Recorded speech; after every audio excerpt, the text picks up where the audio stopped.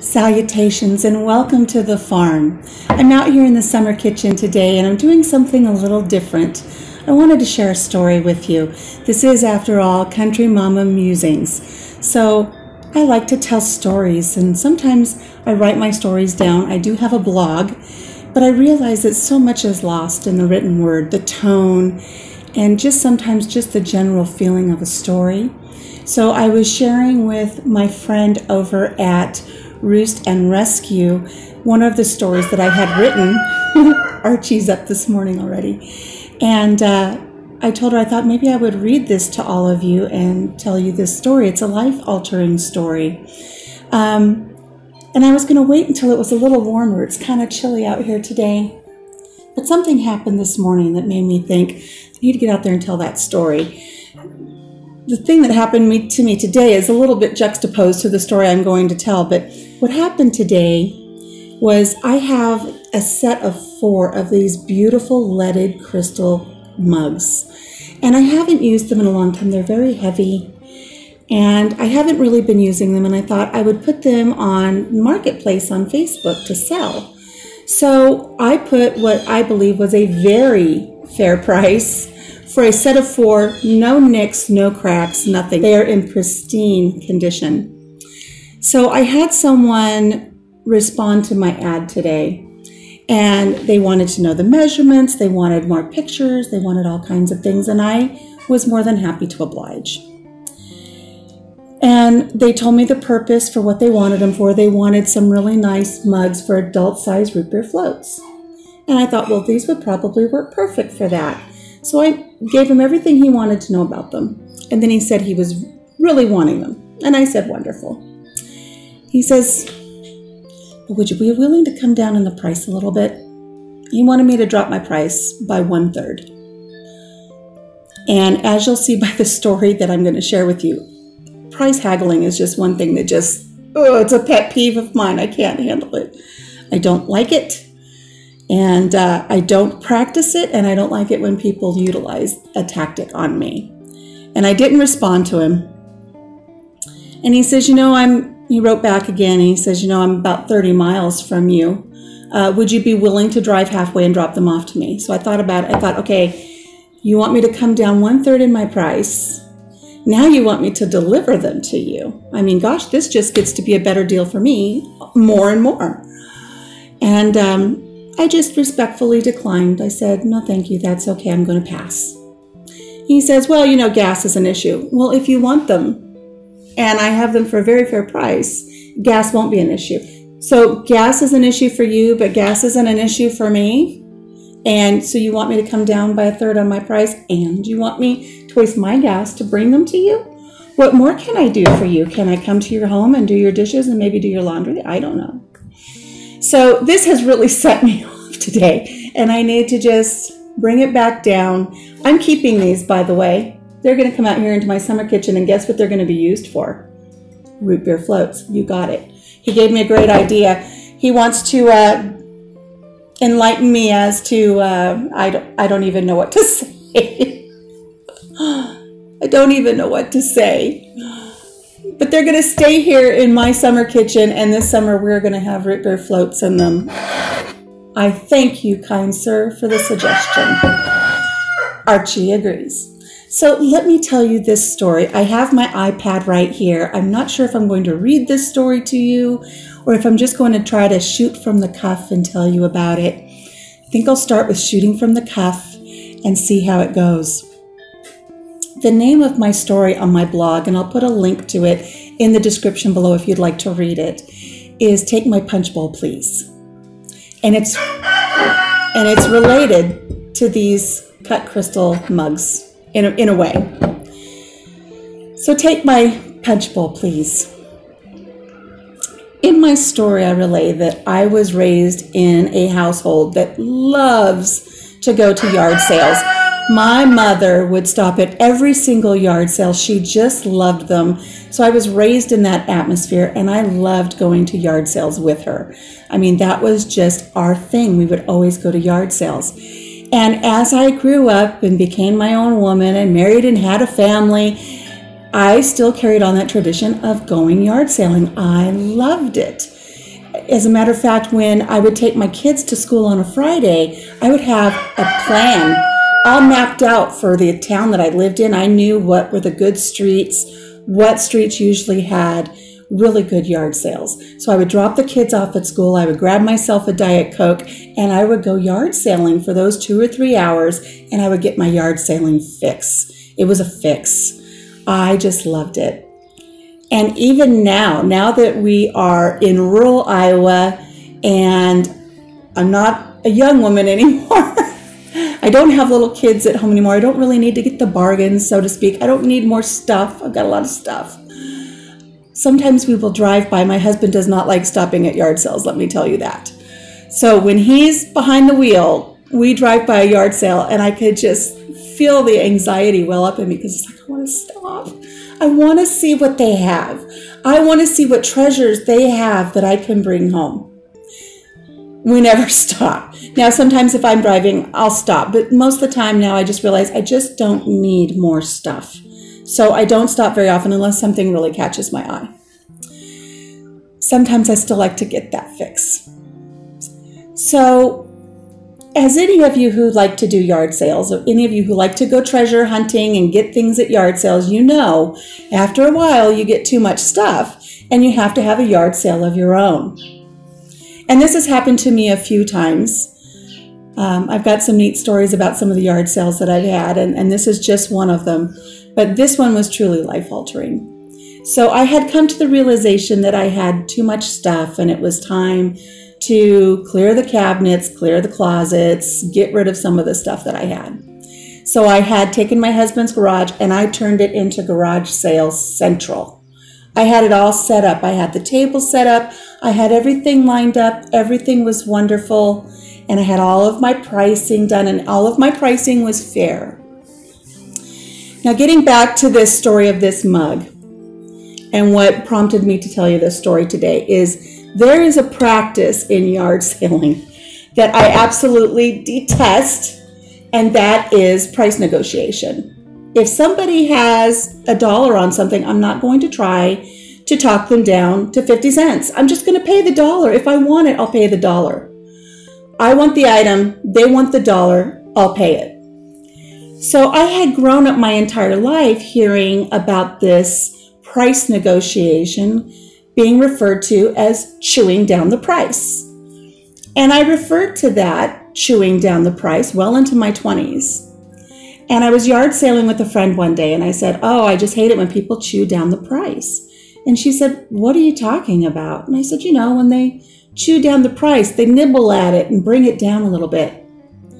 And she said, that's not the same. The term is actually jewing down the price.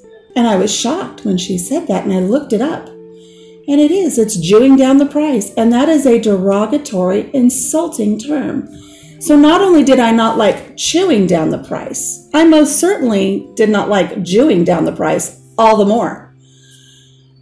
I really had no idea that that was the term.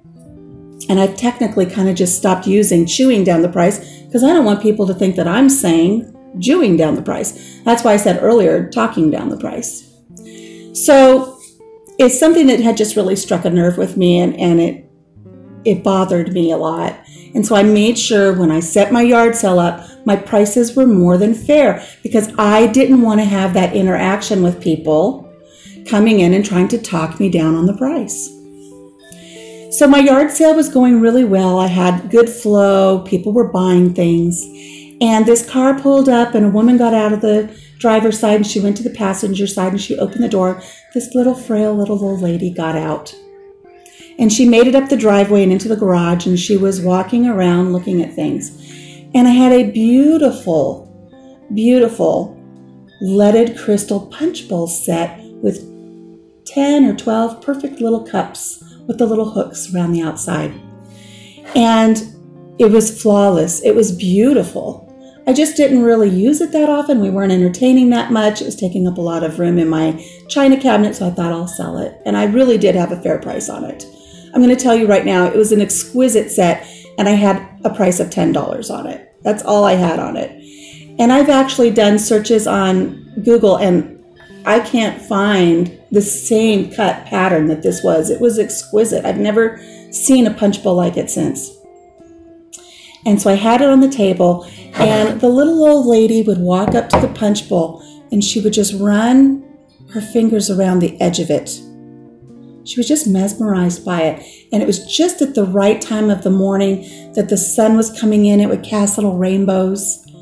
And she just would just lovingly run her finger around the edge of that punch bowl.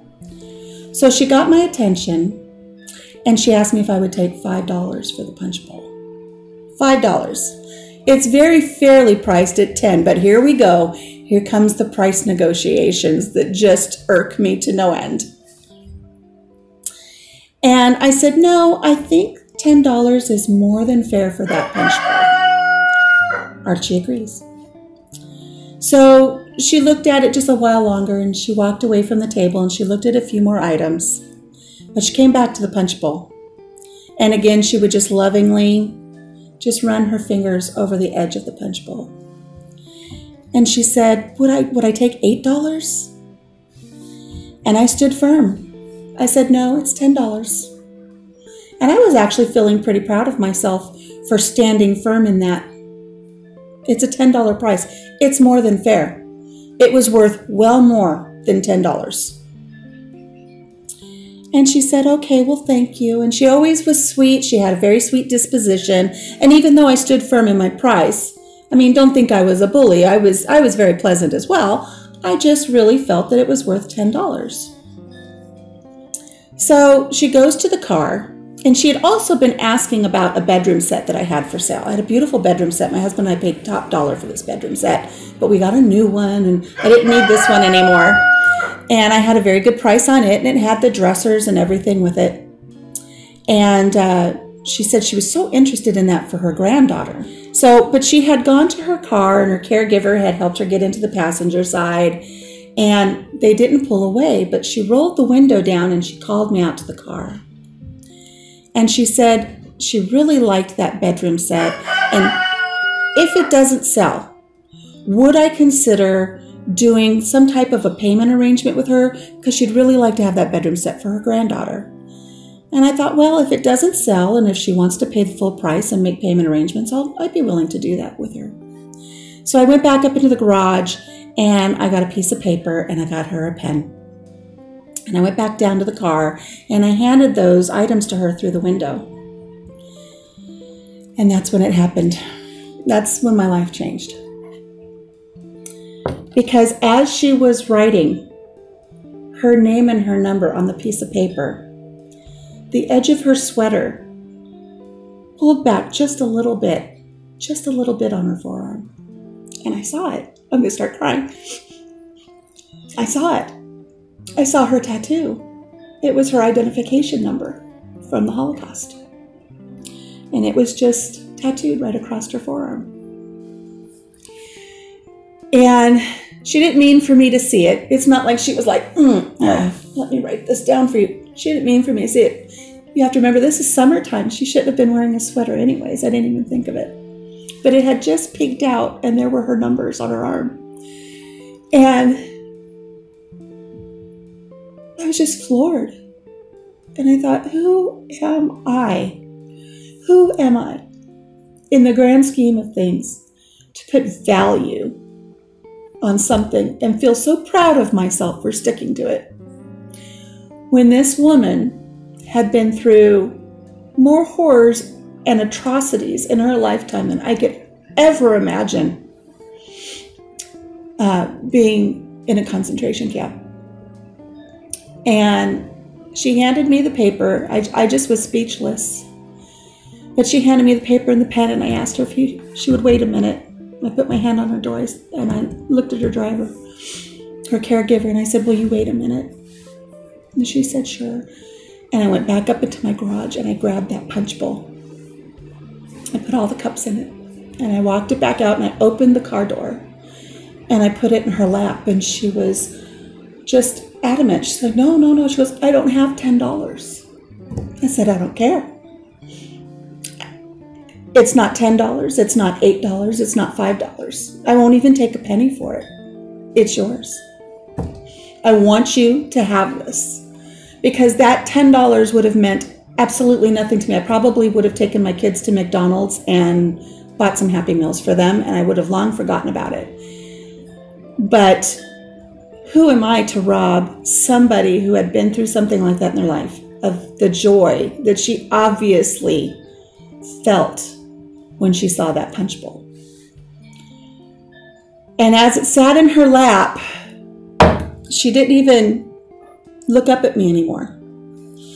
She just started rubbing the edge of the punch bowl. And it was beautiful. And I realized sometime later, what if back during World War II, back in the 40s, late 30s, early 40s, what if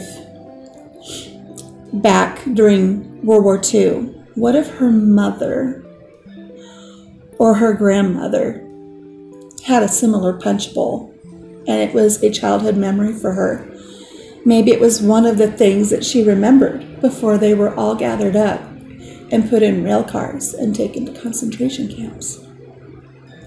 What if that was the one thing that she remembered from that time that actually brought her happiness and good memories of her family before they were all taken away?